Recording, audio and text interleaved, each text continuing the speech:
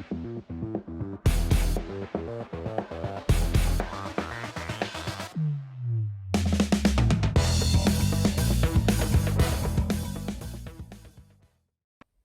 guys, welcome back to the channel. Thanks for tuning in again. I appreciate all the support that we're getting on a regular basis. It really means a lot to me. We've passed the 15,000 subscriber mark. We're on our way to 20,000 subscribers. So guys, if you've subscribed to the channel, thank you very much. If you haven't and you watch on a regular basis, hit that subscriber button, guys. I give away prizes on a monthly basis and for when we hit large milestone numbers. You know, cool stuff, fishing reels, fishing tackle, striker shirts, you name it. I give away a lot of my sponsor product to you guys as a way to say thank you. So hit that subscriber button if you haven't done so already. You know, spread the word, guys. If you enjoy the channel, share it with friends and family. We can use all the support we can get. And if you're looking to support the channel, go to my description, click the link to thereelshot.com and do your fishing tackle shopping, your hunting shopping, outdoor activity shopping there. Use the discount code STEFAN10 to save 10% off your orders. It helps the channel out. You can also go over into my store, and I've got a couple of different shirts made up. And if you want to purchase a shirt, or, you know, there's various things that you can get the logos put on over there. That helps support the channel as well. So thanks, guys, for all the support that I've gotten. I appreciate it very much. And that's why I give back to you guys with tips like today. You know, this is a tip that I've really been working on, and I've had some input from other people on to really hone this in really well because of the fact that when I was younger, I really liked throwing the flying lure. And I know that sounds ridiculous, but the flying lure, for those of you that aren't familiar with it, was a flattened tube head that had a special weighted hook that allowed that bait to glide. Literally glide. The idea was for it to glide backwards, but it didn't always land that way, and sometimes it would glide away from the object you were casting at. But the whole thing to it was the way the hook was weighted, the way the bait was shaped, that bait would glide. So if you threw to a dock, the bait would potentially glide way under the dock. And I'm talking several feet. It wasn't just like it would glide a little bit, but it could glide several feet if everything worked out perfectly. You can't get the flying lure anymore. And I don't know that that was the bait that I really wanted to utilize, but I've been able to figure out ways from input from other people, from testing on my own, to really get a very similar fall usually using a beaver style bait. You know, one of my favorites is the Max Scent Creature Hog by Berkley. You know, the whole key to this is you're looking for a bait that's got a wide, flat body on it. So it's a flat body, nice wide profile, and no big kicking flappers. If you've got craw flappers that are kicking, what that'll do is when the bait is trying to glide, that flapper will grab the water and keep the bait from moving forward.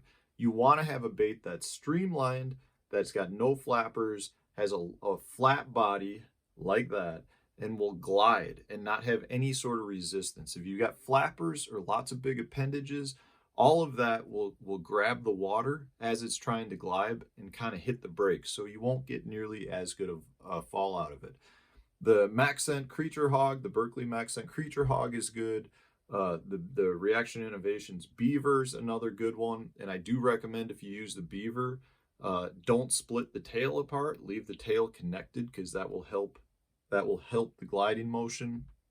But the main part here is you got to have a wide, flat body to start the process with. So the rig it, you're going to rig this backwards, okay? So what you're going to do is take what I prefer to throw is an EWG style worm hook, and instead of rigging it like we normally would from the top down, we're going to start at the bottom. We're going to go, so where I'll start is right above the ribs, basically where these two tails meet. And I'm going to just go a couple of ribs down. So, you know, just like you were rigging any Texas rigged plastic, you know, you're going about 1/8 of an inch. You're going to pop it down and thread it on just like you would if you were trying to make a weedless Texas rig. So I'll have my eye at the bottom there, and then I'm just going to pop, my hook through and make this a nice weedless bait. So I've got my hook rigged basically what people would say would be backwards. The line tie is by the tails, and the hook point is down by the head of the bait. Once you've done that, what you've done is you've created a bait that's going to glide well, but you want to add a little bit of weight. That's where I'll take a real light nail weight and just insert it into the head. And I'll go as straight as I can in the body. So I'm going to basically butt it up against the tip of the hook. And there you go. So I've got my hook in line with the body, and I've got my nail weight. You can see that sticking out. So what's going to happen is when I cast this bait, I'm going to be able to keep tension on my line. So when the bait hits the water, the weight's going to want to pull it this way, but because my line is coming off this way, I'm going to basically want to keep this end of the bait up, and the weight's going to want to pull the bait away from me. So the weight will literally get the bait to glide, and because you have a flat bottom here, which creates water disbursement, the bait's not going to fall vertical. It's going to glide to distance. And this, depending on the weight you use, the more weight you use, the more it's going to want to fall straight down. The lighter the weight you use, the more it's going to want to glide. You can get this to glide several feet. And the key to that, the importance to that is, if you're fishing around a dock and you want to throw up to the edge of the dock, you can get that bait to fall under the dock.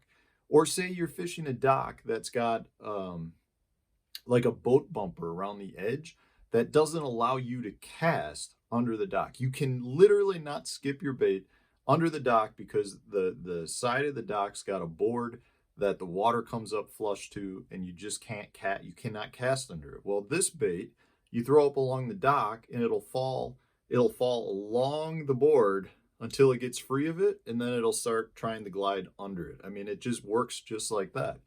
So it's allowing you to get into places that you normally can't. If you're fishing overhanging bushes, if you're fishing laydowns, it will literally glide into the laydown versus falling away from it. Now, I'm not going to say every cast works right. There are tendencies, like the flying lure, that if the bait does not land right, it's going to glide the wrong way. But I'll tell you, if you utilize this bait as a pitching bait, as a flipping bait, you're going to be able to get the weight to land head first. So you have much better control. When you go to flip it, your line is here, a nice steady flip. The bait will flip out like that and fall nose down. When that happens, you're controlling where your weight is. If you're throwing it overhand and the bait's spinning and twirling through the air, you don't know how it's going to glide. But if you're going down a bank flipping, you can control the nose of this bait to be the first thing that hits the water, which is going to get you the glide in the direction that you were casting. Really good tip here, guys. Something I think you want to utilize. The hookup percentage is still really good. I do like the fact that your line is kind of hidden in the tentacles as well, which gives you a little bit more separation between the bait and where the fish can see your line. It's something I've been experimenting with for a long time. I feel like I finally got it really dialed in.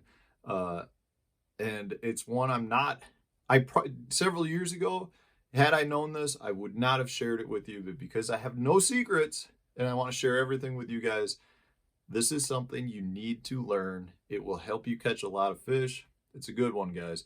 I call it the glider. The key to it, like I said, beaver style bait, no flappers, wide body, long profile. You got to put a light nail weight in it and rig your EWG hook in reverse. So I hope this was helpful, guys. If you enjoyed it, hit that like button, share it on your social media pages. Stay tuned for tomorrow's video.